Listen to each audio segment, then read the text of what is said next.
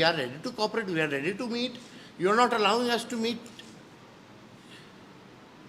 300 MP जाते हैं, आपने बंद कर दिया. पार्टी का डेलीगेशन जाते हैं, आप मिलते नहीं हैं, आप भगा देते हैं.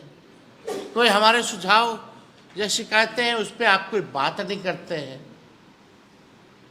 कई बार कोशिश की गई ना हम लोगों की तरफ से इलेक्शन कमिश्नर से बात करें, लेकिन सवाल उठ रहा है कितना बड़ा मुद्दा है, इतना एलिगेशन चुनाव आयोग पे लग गया है, तो इलेक्शन कमिश्नर क्या मौनी बाबा बने हुए हैं? He should come and address the nation. आप एविडेंस दीजिए कि हम लोग झूठ बोल रहे हैं. एक नया क्या है भैया, प्रेस रिलीज से और सोशल मीडिया से मिस इन्फॉर्म, ये वो मिसलीडिंग चला रही. कौन सा तरीका है भाई? कौन रोके हुए हैं? क्या उनको डर है इलेक्शन कमिश्नर को कि वो जवाब दे नहीं पाएंगे, या बोलते बोलते कुछ ऐसा भूल जाएंगे कि फंस जाएंगे, या उनके आका मोदी जी और अमित शाह जी ने रोक के रखा हुआ है, मत जाना कैमरे के आगे. ये लोकतंत्र खत्म हो रहा है. ना प्रधानमंत्री प्रेस कॉन्फ्रेंस करते हैं, ना बिहार के मुख्यमंत्री प्रेस के सामने आते हैं, ना देश का इलेक्शन कमिश्नर सामने आता है. ये हो क्या रहा है? ये कौन सा तरीका जो है लोगों ने अपना लिया है भाई? मतलब हमको अगर सवाल पूछना पड़ेगा तो बार बार कोर्ट के जरिए जाना पड़ेगा क्या? ऐसा तो पहले कभी नहीं हुआ था.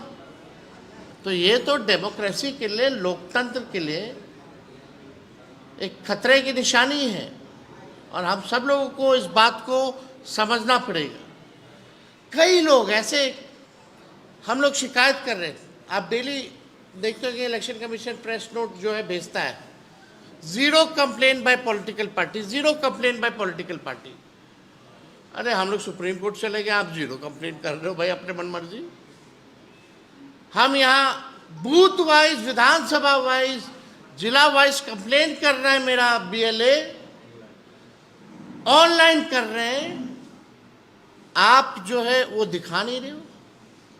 आप जो है रिसिप्ट नहीं दे रहे हो, रिसीविंग नहीं दे रहे हो.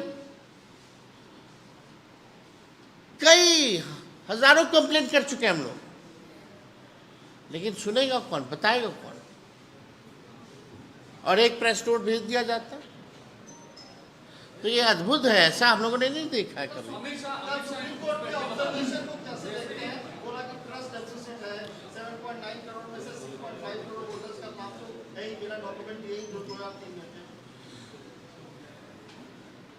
एक सवाल हम लोग पूछेंगे जो कल सुप्रीम कोर्ट के बहस में भी हुआ, अपील करने का पहला मौका कब मिलेगा और दूसरा मौका कब मिलेगा, ये बता दीजिए. ये तो बड़ा सवाल है ना. मान लीजिए कि आलोक मेहता जी का नाम कट गया, अभी जाएंगे अपील में, इनको चुनाव लड़ना है, सिद्दीकी साहब को चुनाव लड़ना है, तो ये अपील हुआ कब करेंगे? 5 साल बाद. फिर सेकेंड अपील कब करेंगे? 10 साल बाद. क्या मजाक है भाई? अपील की तो कोई तारीख ही नहीं है. और आप बताइए, एक दिन में यारो जो है वो समीक्षा 4,500 से भी ज्यादा वोटर का एक दिन में कर देगा क्या? इम्पॉसिबल है. वो समीक्षा करेगा या मनमानी करेगा? यही तो सवाल है. यही तो बेईमानी का एक नया फॉर्मूला है बीजेपी का, कि यारों को कुछ खाली औपचारिकता है. जो लिस्ट मिली हुई है उसी लिस्ट को ये लोग भाजपा के चढ़ाएंगे.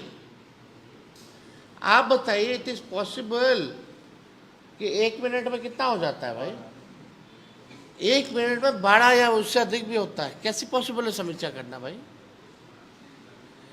यानी एक दिन में 4,500 से ज्यादा लोगों की एक व्यक्ति समीक्षा कैसे कर देगा, ये बता दीजिए हमको. तो पहला डेट कब आएगा अपील का? फिर सेकंड डेट कब आएगा अपील का? यानी चुनाव तो नोटिफाई हो जाएगा कुछ दिन बाद, 1 तारीख को लिस्ट आएगा, है ना। उसके बाद नाम किसी का छूट गया, जैसे अभी छूटा है, बहुत लोगों को मार ही दिया, जीवित लोगों को, तो वो क्या वोटर लिस्ट जारी होने के बाद अपील करेगा? फिर आप चुनाव नोटिफिकेशन कब कीजिएगा? फिर वो सेकेंड अपील में कब जाएगा? तो ये बड़ा एक षड्यंत्र है, धांधली है, जिसको हम लोग जो है जनता के सामने ला रहे हैं और बता रहे हैं।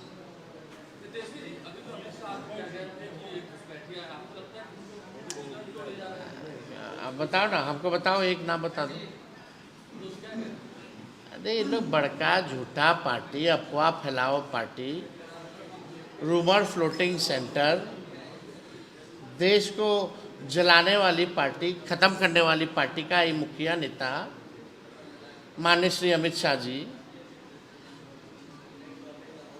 झारखंड में घुसपैठिया, यहाँ घुसपैठिया, एक और नाम बता दो तो। इलेक्शन कमीशन हलफनामा दिया है ना सुप्रीम कोर्ट में, क्या नहीं बोले एक को घुसपैठिया का, या कैटेगरी डाल देते, जैसे डेथ का है, रिपीटेड का है, अनट्रेसेबल का है, जो माइग्रेटेड है उनका है, शिफ्टेड, तो वहाँ है क्या घुसपैठिया नाम का कोई शब्द? इलेक्शन कमीशन बताएगा घुसपैठिया है, और है तो 11 साल से झाल बजा रहे हैं क्या है? नहीं, 11 साल से अगर घुसपैठिया आया है तो ये क्या किया अमित शाह? खाली आए आए आए आए चिल्लाने से नहीं ना होता है। जनता जब काय काय कराएगी तो बुझा जाएगा।